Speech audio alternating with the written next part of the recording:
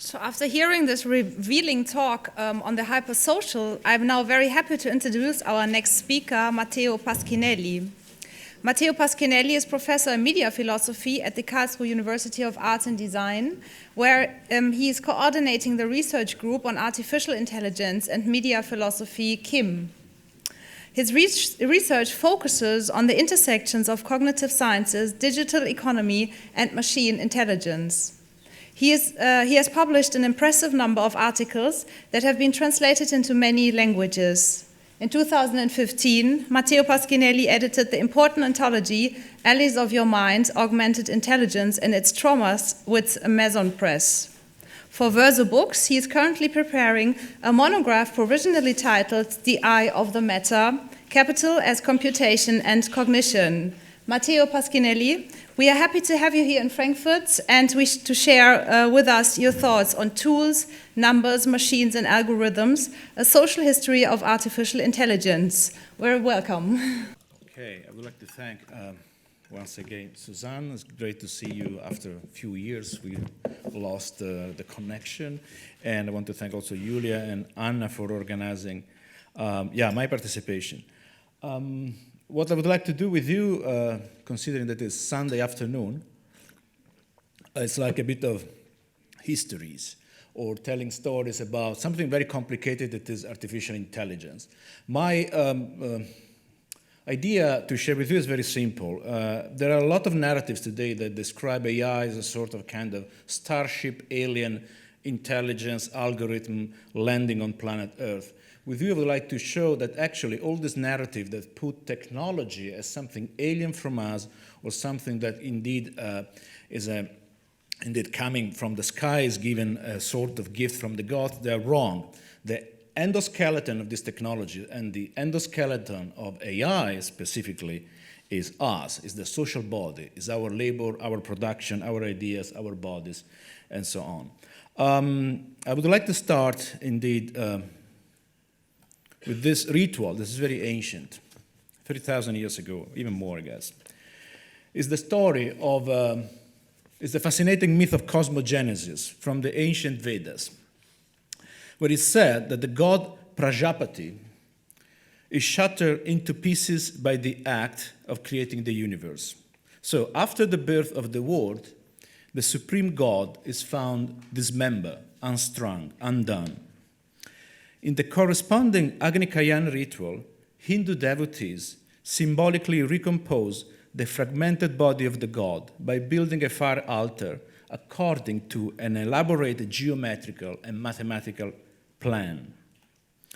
The fire altar is laid down by aligning thousands of bricks of precise shape and size that draw the profile of a falcon. Each brick is numbered and placed reciting its dedicated mantra, following step-by-step instructions. Each layer of the altar is built on top of the previous one, respecting the same area and shape. Solving a logical riddle that is the key element of this ritual, each layer must keep the same shape and area of the contiguous one, but the different configuration of bricks is a sort of Tetris ante litteram, we can say. Finally, the falcon altar must face east, prelude to a symbolic flight of the reconstructed god towards the rising sun, example of divine reincarnation by geometric means. This ritual is described in the Shulba Sutras, composed around 3,000 years ago in India, but clearly recording an older oral tradition. The Shulba Sutras teach the construction of altars of specific geometric forms to secure gifts from gods. For instance, they suggest, I quote here from the sutras, those who wish to destroy existing and future enemies should construct a fire altar in the form of a rhombus.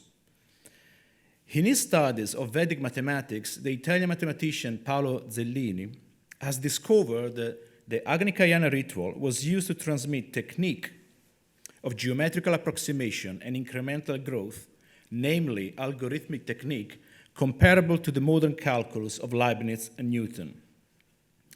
Agnikayana is among the most ancient documented rituals of humankind and is still practiced today in India, and is a primordial example of what I call algorithmic culture. But how can we define a ritual as ancient as the Agni Kayana as algorithmic? To the many, it may appear an act of cultural appropriation to read ancient cultures through the paradigm of latest technology. Nevertheless, claiming that abstract techniques of knowledge and artificial metalanguages belong uniquely to the modern industrial West is also a forced act, and an act of implicit epistemic colonialism that we perform towards culture of other places and other times.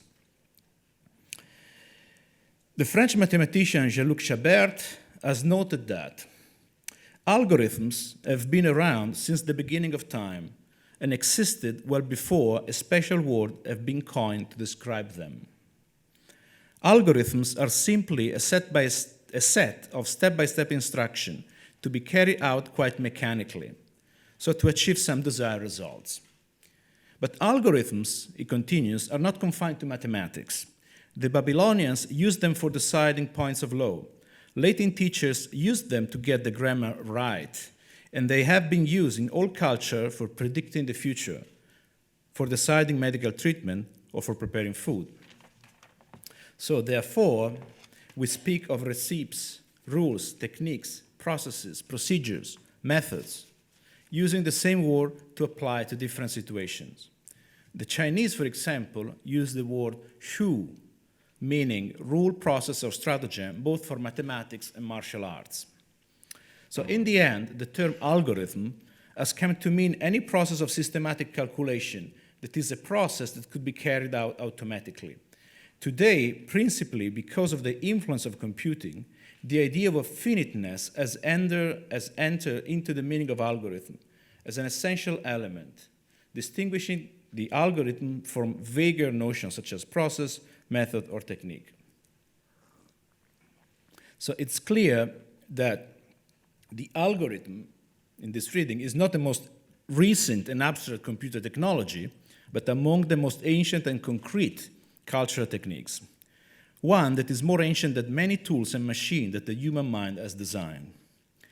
This process of historicization invites to consider the algorithm as part of the fundamental cultural technique of humankind, that is among those techniques that gradually emerge from social practice and rituals that are very close to the constituent and primordial traits of any civilization.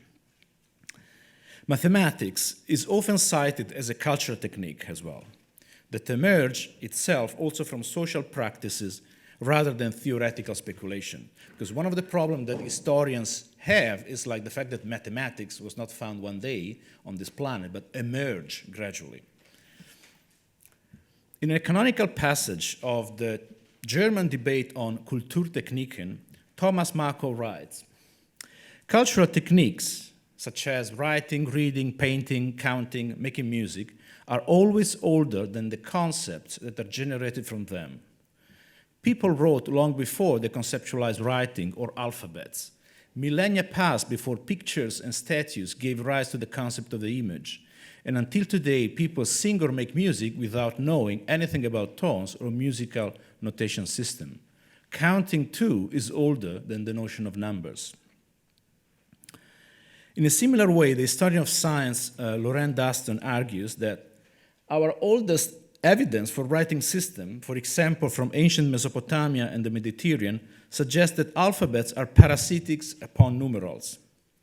Somehow disappointingly, many of the earliest surviving texts in Sumerian and other ancient languages record not great epics like the Gilgamesh and the Iliad, but rather what sounds like a merchant's receipts, 5 barrels of wine, 22 sheepskins, and so on. The earliest use of reading and writing appears to have been to keep track of calculation, mostly for commercial and administrative purposes. And recording the harsh living condition of ancient times, I quote again Jean-Luc Chabert, he noticed that the basic arithmetic operation of the elementary school, multiplying and dividing, appeared to have derived from extremely early economic needs, certainly earlier than the emergence of civilization using writing. So, I think that the material conditions of lack and surplus of resources, of struggle for survival were the true engine of numbers, of abstract ideas a long time ago. And it would be enough to remember that the word number comes from the Latin numerus, that originally means portion of food. The intrinsic relation between abstraction and the struggle for survival was not overlooked by the philosophers Ernst Cassirer, that is among the founders of Kulturwissenschaft here in Germany, you can say. According to Cassirer, the symbolic form of number emerged from the relation of the human body with the environment and the use of the human body as the first medium of calculation. Analyzing also the perception of space and time, Cassirer traced the origin of numerical abstraction in the rhythmical activities of work and work songs, and relying on the basis of a book by Karl Bucher, Arbeit und Rhythmus, and on the basis of a large repertoire of anthropological studies, Cassirer remarked that the symbolic form of number grew out of the rhythm of work. This is also a lesson for Platonic numerology. Before numbers were used to make music, the rhythm of work contributed to the invention of numbers. And this long quote by Cassirer that probably here is misreferred because I put, sorry. It's a quote by Cassirer, this one, not by Jean-Luc Chabert. So Cassirer wrote, attempts have been made to trace the beginning of poetry back to those first primitive work songs, in which for the first time the rhythm felt by man in his own physical movement was, as it were, objectified. Grinding and rubbing, pushing and pulling, pressing and trampling, each is distinguished by a rhythm and tone quality of its own.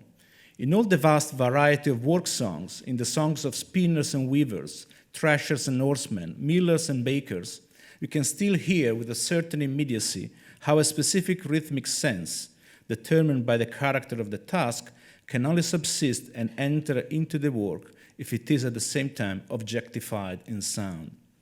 In any case, language could acquire consciousness of the pure forms of time and number only through association with certain contents, certain fundamental rhythmic experiences, in which the true forms seem to be given in immediate concretion and fusion.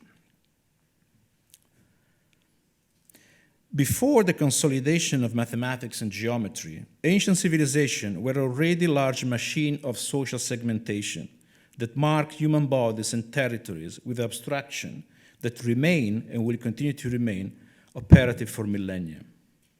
Numbers were already components of the primitive abstract machines of social segmentation and territorialization that would make the human culture emerge. The first recorded census, for instance, took place around 6,000 years ago in Mesopotamia. Logical forms that were made out of social ones, numbers materially emerged by labor and rituals, by discipline and power, by marking and repetition. What is an algorithm, by the way? Now I move on to another period that is the Middle Ages. The term algorithm comes from the Latinization of the name of the Persian scholar Al-Khwarizmi. His tractate on the calculation with Hindu numerals, written in Baghdad in the 9th century, is responsible for introducing Hindu numerals into the West and the corresponding new techniques to calculate with them, namely algorithms. They were called like that at the time. In fact, the medieval Latin word algorismus referred to the procedure and shortcuts to make the four mathematical operation, addition, subtraction, multiplication, and division, with the Hindu numerals, rather than the Roman ones that we had before. Later, the term algorithm would denote any step-by-step logical procedures and become the core of computing logic. In general, we can distinguish three stages in the history of algorithm. In ancient times, the algorithm can be recognizing procedures and social rituals to achieve a specific goal and transmit rules, like in the case of the Agni Kayana in ancient India. In the Middle Ages, the algorithm was the name of a procedure to help mathematical operations, and in modern times, the algorithm, qua logical procedure, becomes fully mechanized and automated by machine and then digital computers. So, compressing the history of mathematics and technology in 20 minutes, 3,000 years, looking at the ancient practice, such as the Agni Kayana, and looking also at the use of algorithm in the Middle Ages and to what we define today as an algorithm, I give a basic definition of algorithm for a Sunday afternoon. This is my attempt also to develop a sort of general grammar that we can apply to, indeed, different epochs, different areas and cultures of the world, but also as an attempt to reverse the algorithmic form, to take the definition of the algorithm and to give a bottom-up definition rather than a mathematical one only. So what is an algorithm? First, an algorithm is an abstract diagram that emerges from the repetition of a process, from a division of labor, time, space, and social relation. It is a rule invented from below and not from above. True.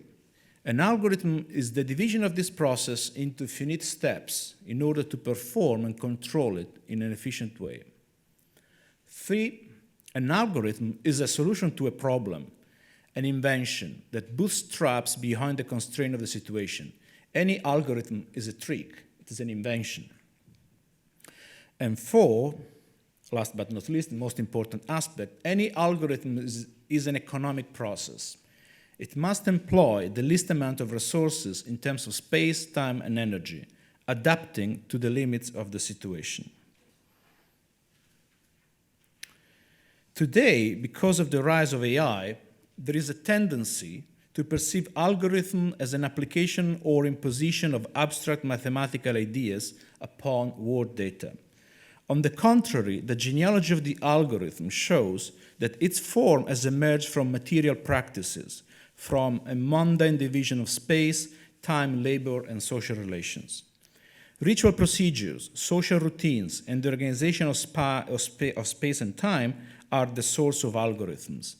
And in this sense, they existed even before the rise of complex cultural systems such as mythology, religion, and especially language. In terms of anthropogenesis, it could be said that algorithmic processes encoded into social practices and rituals were what made numbers and numerical technologies emerge, and not the other way around.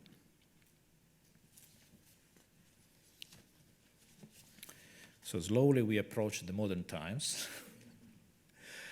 In the early 19th century England, computer was not the name of a machine, but of a human, an office clerk, often a woman, who had to make tedious calculations by hand for the government, the astronomical society, or the navy. At times, computers were also working from home, receiving stacks of numbers to calculate and sending back results by mail. It was literally the first historical occurrence of a computing network that involved domestic labor and probably further family members. Babbage's difference engine, that is this mechanism that is shown there, that is celebrated as precursor of modern computers, was born out of a business ambition to automate the calculations of logarithms and sell logarithmic tables that were crucial in astronomy, but specifically to maintain British maritime trade and the British Navy's primacy at sea. Among other instigators, it was the problem of the longitude calculus in open sea that gave impetus to mechanized computation. Small mechanical calculators already existed. Babbage had the idea to connect the complex logarithmic calculator to the continuous motion provided by steam engines, so to have not just a calculating device, but a calculating engine that could establish the business of calculation at an industrial scale, with all the fantasies of unbound performance and economic growth that the novel word engine carried at that time. Engines were something new in the 19th century England. Awarding Charles Babbage a gold medal at the Astronomical Society of London in 1823 for the invention of the difference engine, Henry Coulbrook declared, In other cases, mechanical devices have substituted machine for simpler tools or for bodily labor. But the invention to which I'm adverting substitutes mechanical performance for an intellectual process. Mr. Babbage's invention puts an engine in place of the computer. Today we will say in place of the human computer. The idea of the automatic computer, or computer in the contemporary sense, emerged out of the industrial division of mental labor, rather than the alchemic dream to build thinking automata. Although the narrative of thinking automata will be often used already in the 19th century, as much as in the century of corporate artificial intelligence, to masquerade the business of the division of labor. Babbage's difference engine was not a computer in a contemporary sense, because it did not distinguish software from hardware, instruction from information. The difference engines appears aesthetically intriguing to contemporary eyes, as it was at the same time hardware and software. Its brass gears and rotating cylinders physically embodied one single algorithm, that is, the Prony's method of differences to calculate square numbers and logarithmic tables. It must be noted that the first programmable device of the Industrial Revolution, which featured an independent input for information, was the Jacquard loom. The difference engine prototype was never finalized, while the Jacquard loom was produced in thousands of exemplars and became a driver of the Industrial Revolution, setting a standard for information storage, the punch card, that IBM will maintain almost unchanged through the 20th century. And curiously, the first digital picture, that is an image described by a numerical file, happened to be another textile artifact, a 1839 portrait of Jacquard himself that was weaved using 24,000 punch cards, as Ada Lovelace reminds us. Babbage kept a copy of Jacquard's portrait in his studio and would adopt the punch card as input format for the never-realized analytical engine, whose design theoretically separated information from instruction and would have been able to evaluate different types of equations. So the analytical engine is considered closer to the design of contemporary computers, but we don't go into that today. What is interesting for me is that the difference engine was not the invention of one individual speculative mind.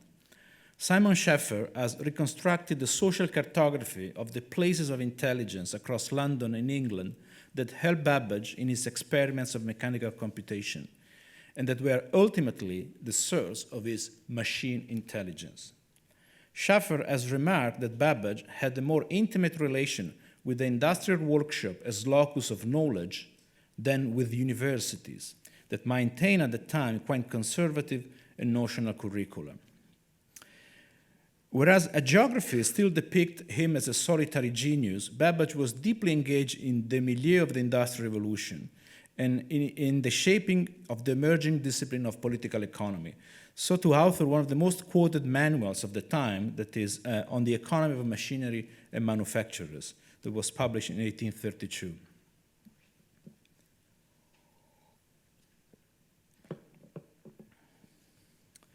So, lifting the background of his hagiographic portrait, Babbage should be remembered probably more for this kind of economic algorithm that is nested within the mechanical algorithm.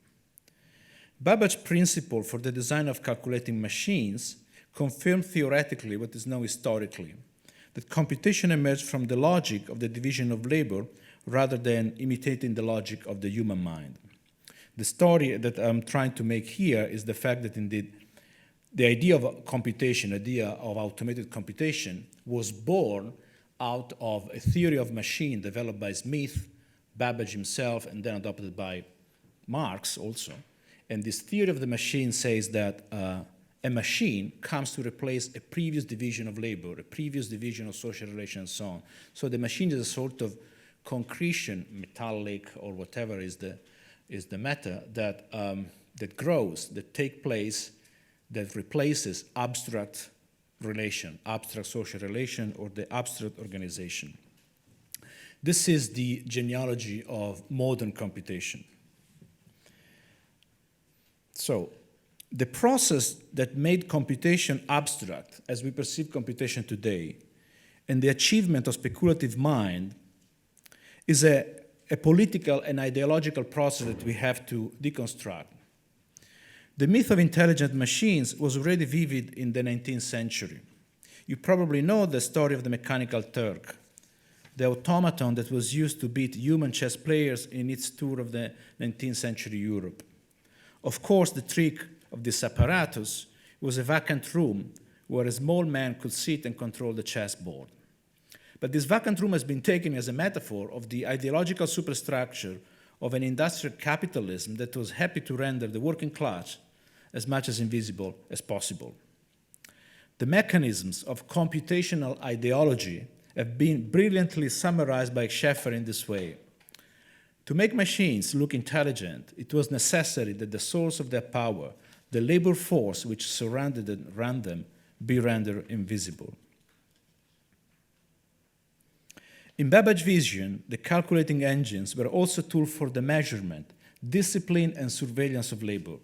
That is, for the intelligence of labor, according to the meaning that this word carried in the 19th century England, also according to Schaeffer. I quote Schaeffer again here.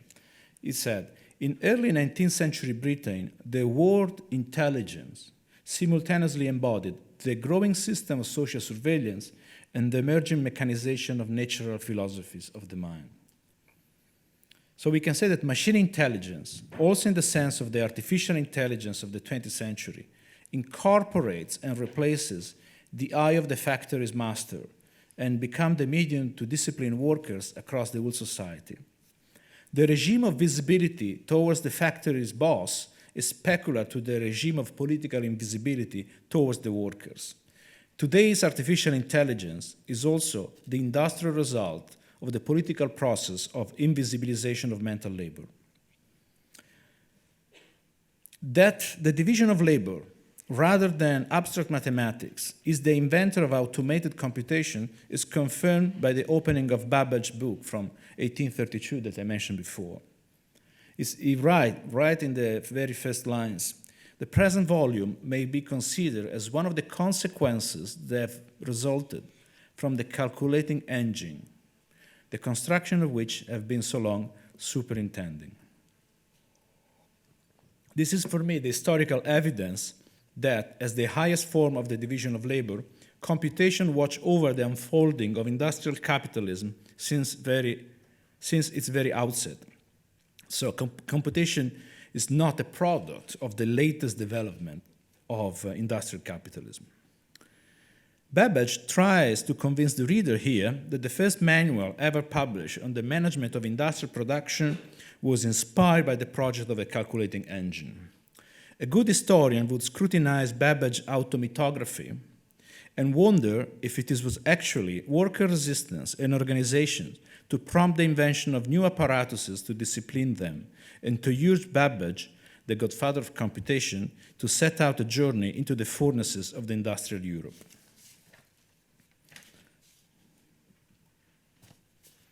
Okay, slowly approaching the present time. At the end of the 20th century, no one would ever thought to call a truck driver a cognitive worker, an intellectual.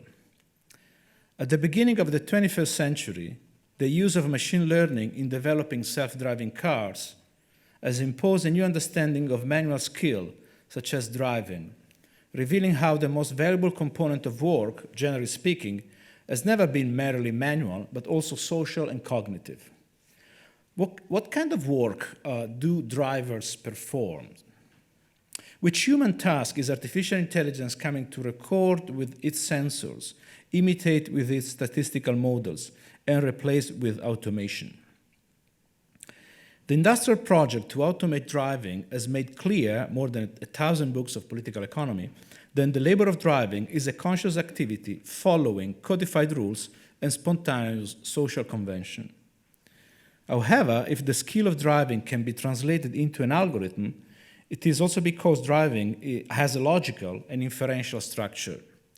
Driving is a logical activity, just as labor is a logical activity more generally. It is a political paradox that the corporate development of artificial intelligence algorithms for automation made possible to recognize in labor a cognitive component that had been neglected by critical theory for many decades. So what is the relation between labor and logic? That would be an interesting question for the debate on AI, the relation between labor and mathematical logic. Let's try to understand what a self-driving car does. A self-driving car automates all the micro decisions that the driver must make on a busy road.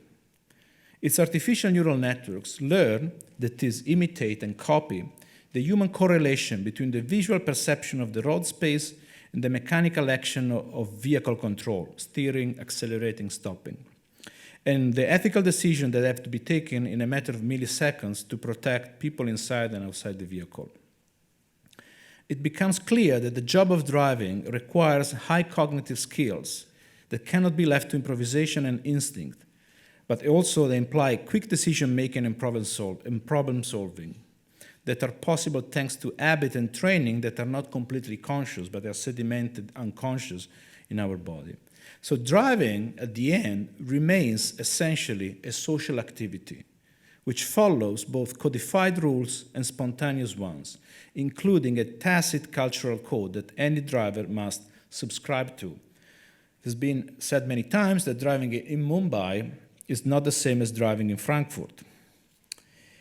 The driver that artificial intelligence replaces in self-driving cars and drones also is not an individual driver, but a collective worker, a social brain that navigates the city and the world. Just looking at the corporate project of self-driving cars, it is clear that artificial intelligence is built on collective data that encode a collective production of space, time, labor, and social relation. So artificial intelligence at the end imitates, replaces, and emerges from an organized division of social relations. If we consider the ancient rituals, such as the Agni Kayana, the industrial design of Babbage's difference engine, the complex navigational system of self-driving vehicles, perhaps these techniques of organizing space and social relation can clarify that computer science algorithm and the current regime of artificial intelligence are an emergent form shaped by social relation rather than a technological a priori. The Agni Kayana ritual is an example of an emergent algorithm as it encodes the organization of a social and ritual space.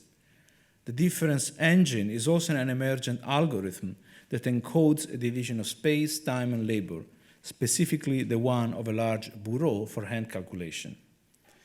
Also here, the algorithm is an emergent process, the codification and crystallization of a procedure after its repetition. Self-driving vehicles are an example of complex emergent algorithm as they grow from a sophisticated construction of space that is the road environment, a social institution of traffic codes and spontaneous rules. So the Agni Kayana ritual, the difference engine, and the AI system of self-driving vehicles are all, in different ways, forms of social computation and emergent algorithms, and they are at the same time form of the invisibilization of labor they replace. Machine learning today emerges and continues emerging from grids that continue ancient abstraction and rituals, of marking territories and bodies, of counting people and goods, basically from an extended division of social labor. Artificial intelligence is not really artificial or alien, as it's often advertised. In the usual mystification process of ideology, artificial intelligence appears to be as the deus ex machina that descends to the world like in ancient theaters to hide the fact that it actually emerges from the intelligence of this world.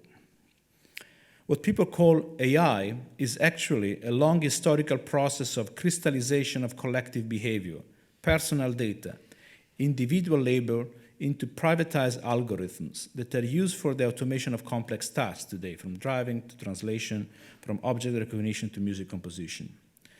As much as the machines of the industrial ages grew out of the experimentation, know-how, and the labor of skilled workers, engineers, and craftsmen, the statistical models of machine learning are growing out of the data produced by the collective intelligence in the social body. Which is to say that AI emerges as an enormous imitation engine of social intelligence.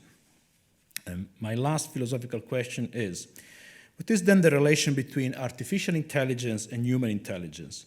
For me, is something that we can define as the social division of labor. Thank you.